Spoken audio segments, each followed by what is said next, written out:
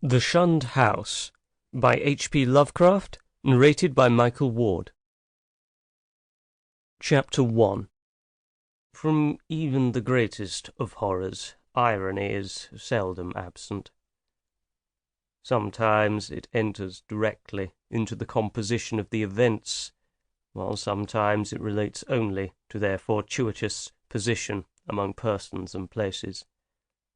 The latter sort is splendidly exemplified by a case in the ancient city of Providence, where in the late 40s Edgar Allan Poe used to sojourn often during his unsuccessful wooing of the gifted poetess, Mrs. Whitman.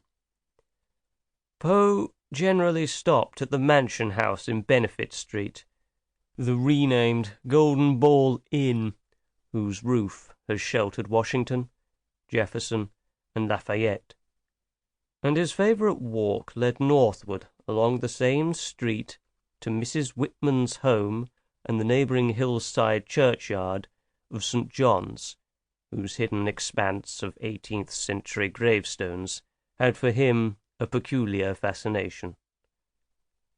Now, the irony is this. In this walk, so many times repeated, the world's greatest master of the terrible and the bizarre was obliged to pass a particular house on the eastern side of the street. A dingy, antiquated structure perched on the abruptly rising side hill, with a great unkempt yard dating from a time when the region was partly open country. It does not appear that he ever wrote or spoke of it, nor is there any evidence that he even noticed it. And yet, that house, to the two persons in possession of certain information, equals or outranks in horror the wildest fantasy of the genius who so often passed it unknowingly, and stands starkly leering as a symbol of all that is unutterably hideous.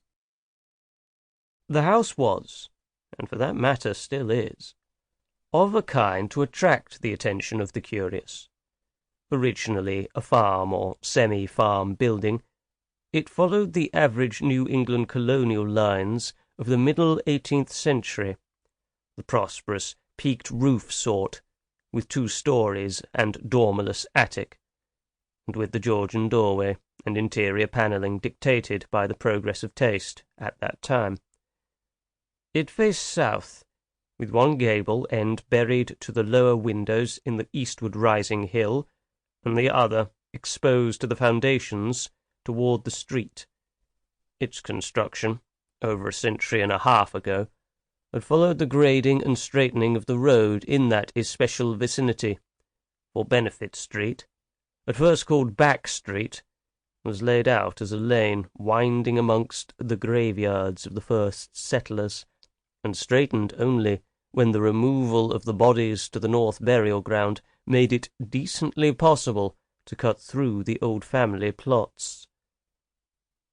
At the start, the western wall had lain some 20 feet up a precipitous lawn from the roadway, but a widening of the street at about the time of the Revolution sheared off most of the intervening space, exposing the foundations, so that a brick basement wall had to be made, giving the deep cellar a street frontage with door and one window above ground, close to the new line of public travel. When the sidewalk was laid out a century ago, the last of the intervening space was removed, and Poe, in his walks, must have seen only a sheer ascent of dull grey brick, flush with the sidewalk, and surmounted, at a height of 10 feet, by the antique shingled bulk of the house proper. The farm-like ground extended back very deeply up the hill, almost to Wheaton Street. The space south of the house, abutting on Benefit Street, was of course greatly above the existing sidewalk level, forming a terrace bounded by high bank wall of damp, mossy stone, pierced by a steep flight of narrow steps, which led inward between canyon-like surfaces. Sample complete. Ready to continue?